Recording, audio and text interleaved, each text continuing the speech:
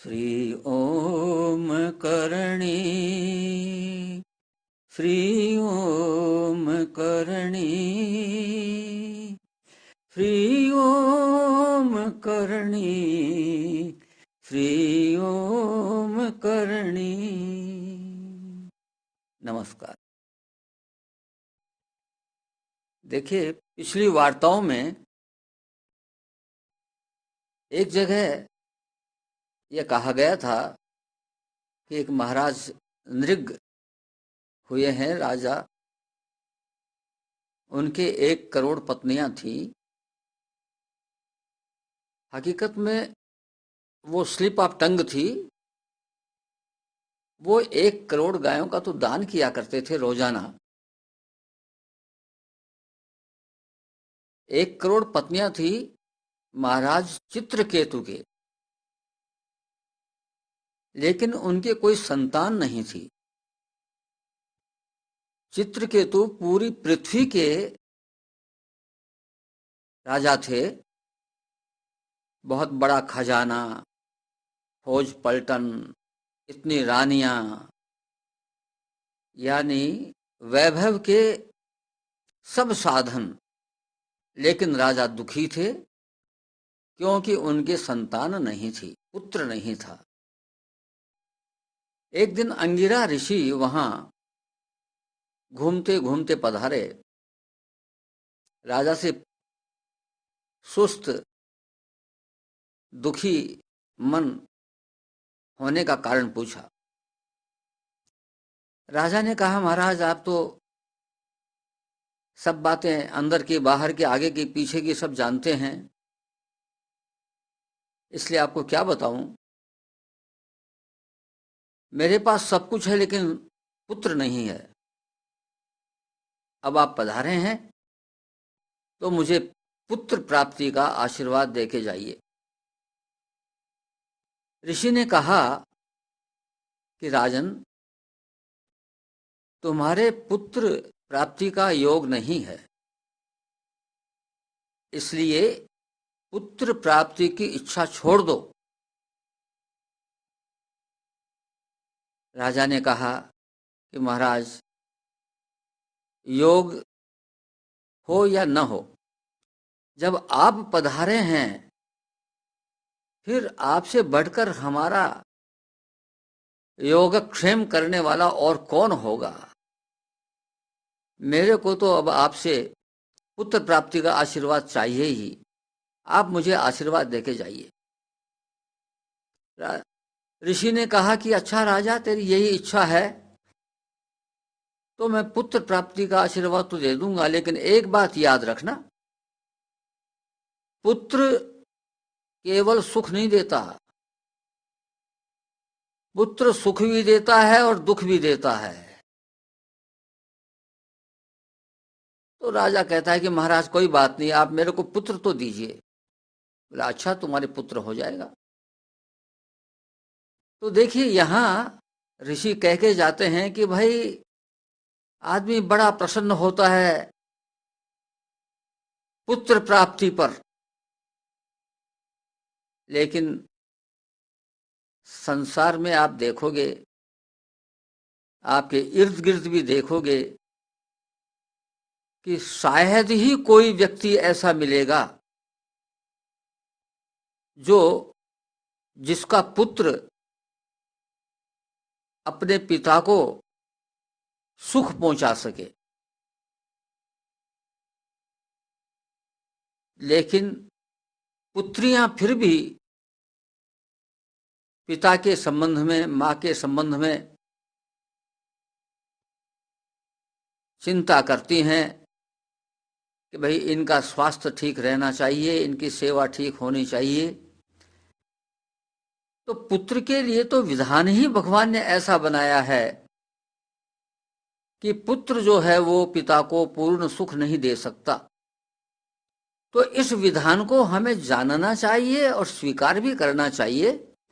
और मन में कभी भी, भागवत में जगह जगह पर आया है, जैसे एक पिता अपने पुत्र के अपराधों को क्षमा कर देता है, वैसे ही आप भी मुझे क्षमा कीजिए, जब कभी भी कोई भक्त किसी से कुछ मांगता है, किसी साधु से, तो यही प्रार्थना करता है, प्रभु से तो यही प्रार्थना करता है। यानी पिता तो हमेशा क्षमाशील ही रहना चाहिए, उसको तो क्षमाशील ही रहेगा। और पुत्र जैसी भगवान ने व्यवस्था की है वैसा ही होगा। तो राजा ने जब यह कहा कि आप तो पुत्र दीजिए, तो राजा के मन में भाव आया कि मेरे पास में वैभव की कोई कमी नहीं है, दुखों को तो मैं कंट्रोल कर लूंगा, लेकिन पुत्र सुख तो मिले। ऋषि के आशीर्वाद से पुत्र उत्पन्न हो गया। सारे उसके राज्य में जबरदस्त खुशी की लहर दौड़ गई। सब जगह खूब आनंद उत्सव मनाए जाने लगे।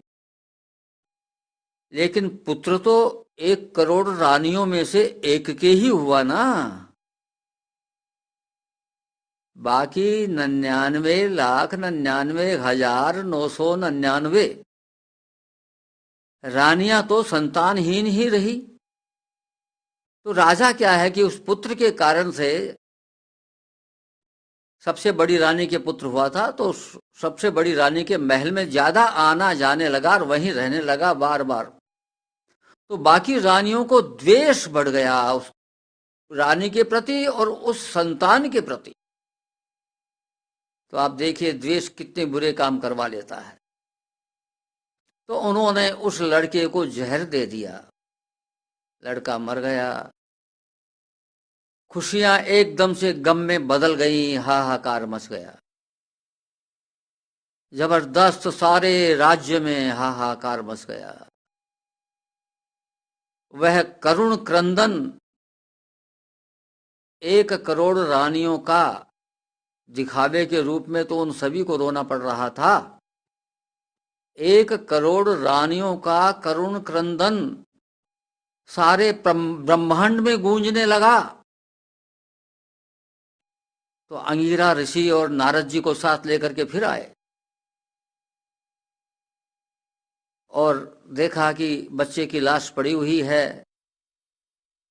राजा अर्धमूर्छित अवस्था में पड़ा हुआ है, रानियां विलाप कर रही हैं, सारा राज्य विलाप कर रहा है। तो अंगिरा ऋषि ने बहुत समझाया कि भाई मैं पहले ही कह रहा था तुमको।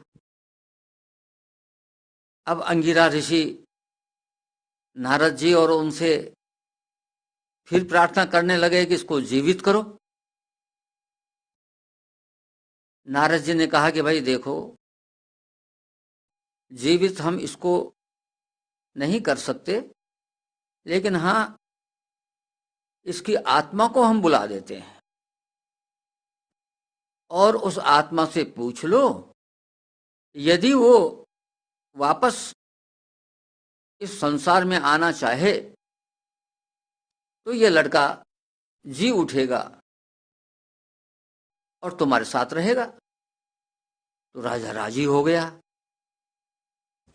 आत्मा को बुलाया गया।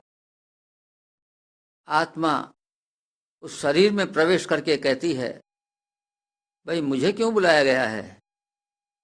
मैं अपनी अगली यात्रा पर प्रोसीड कर गया था, बढ़ गया था। चित्रकेतु कहता है, बेटा ऐसा मत बोल, मैं तेरा पिता हूं। लड़का कहता, कौन किसका पिता है? मैं आपका कितने बार पिता रहा, आप मेरे कितने बार पिता रहे, मेरे कितने कितने पिता हो गए और कितने कितने और होंगे, ये कोई नहीं जानता। कोई किसी का पिता नहीं है, कोई किसी का माँ नहीं है, इसलिए मैं अपने मार्ग पर जाता हूं। राजा की आंखें खुल गई, आत्मा वापस चली गई और राजा अंगिरा ऋषि और नारद ऋषि के चरणों में गिर गए और ज्ञानोपदेश करने के लिए प्रार्थना करने लगे कि मुझे ज्ञान दीजिए प्रभु। नारद जी ने उनको ज्ञानोपदेश दिया और राजपाट छोड़ करके वन में चले गए, तपस्या करने लगे। इतनी जबरदस्त तपस्या की कि वे शरीर ही विद्याधरों के अधिपति हो गए। एक दिन वो आकाश मार्ग से अपने वायुयान में बैठे हुए विहार कर रहे थे तो क्या देखते हैं कि कैलाश पर्वत पर भगवान शंकर विराजमान हैं। उनकी गोद में मां पार्वती विराजी हुई हैं। दोनों ही अर्धनग्न अवस्था में हैं और सैकड़ों ऋषि मुनि सामने बैठे हैं और ज्ञान सत्र चल रहा है। देखिए, भागवत में ब्रह्मा जी को वयोवृद्ध कहा गया है और भगवान शंकर को ज्ञान वृद्ध कहा गया है। ज्ञान में भगवान शंकर से ऊंचा कोई नहीं, क्योंकि इनकी लीला का रहस्य भगवान विष्णु भी नहीं जानते, इसलिए इनको ज्ञान वृद्ध कहा गया है। तो सारे ऋषि मुनि बड़े ध्यान से मस्त होकर के उस ज्ञान सत्र का आनंद ले रहे थे। चित्रकेतु ने जब आकाश में देखा कि अरे ये भगवान शंकर तो बड़े ज्ञानी कहलाते हैं और इस अवस्था में ऋषि मुनियों के सामने बैठे हुए हैं, कितनी शर्म की बात है। तो उसके जैसे ही मन में भाव आया, वो आकाश में वहीं पर वायुयान को रोक करके वहीं पर बोलने लग गया और अंट संट बक गया भगवान शंकर को कि मानव भी इतना अश्लील काम इस प्रकार के लोगों के बीच में नहीं करता जो आप कर रहे हो। पता नहीं क्या क्या बोल गया। भगवान शंकर मन ही मन मुस्कुराते रहे। माता पार्वती को बर्दाश्त नहीं हुआ तो उन्होंने श्राप दे दिया कि अरे चित्रकेतु, तुमने असुरों जैसा व्यवहार किया है, ऐसा तो असुर योनि में चला जा। चित्रकेतु अब ऊपर से नीचे उतर के आता है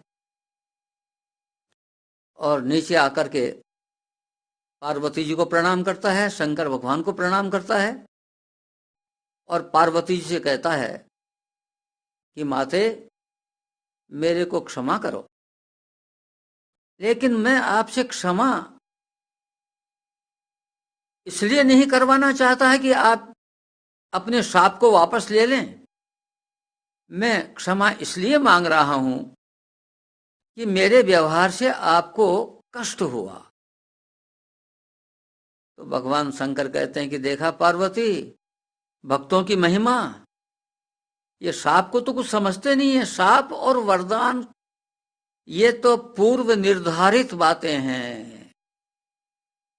भगवान शंकर कहते हैं, भक्त लोग भी जगह जगह पर कहते हैं, श्राप और वरदान जो भी दिए जाते हैं वो केवल भविष्य में पूर्व निर्धारित घटना जो तय है पहले से, उसकी आपको केवल सूचना मात्र है। न कोई श्राप देता है न कोई वरदान देता है। यहां यह समझने की बात है। तो उस श्राप के कारण से चित्रकेतु कुछ समय पश्चात वृत्रासुर नाम का राक्षस बना और दधीची ऋषि की हड्डियों से जो वज्र बना, उसके द्वारा इंद्र ने उसका संहार किया। तो यहां पर समझने की बात यह है कि आप संसार में किसी भी रिश्ते से कुछ अपेक्षा मत करो, क्योंकि सब प्राणी, सब व्यक्ति अपने अपने गुणों के हिसाब से, सतोगुण, रजोगुण, तमोगुण व्यवहार करते हैं। अतः आप तो केवल दृष्टा बनकर के देखते रहिए कि अब आपके साथ में कौन सा रिश्ता किस रूप में आता है, और कुछ नहीं करना है आपको। आज बस इतना ही। नमस्कार।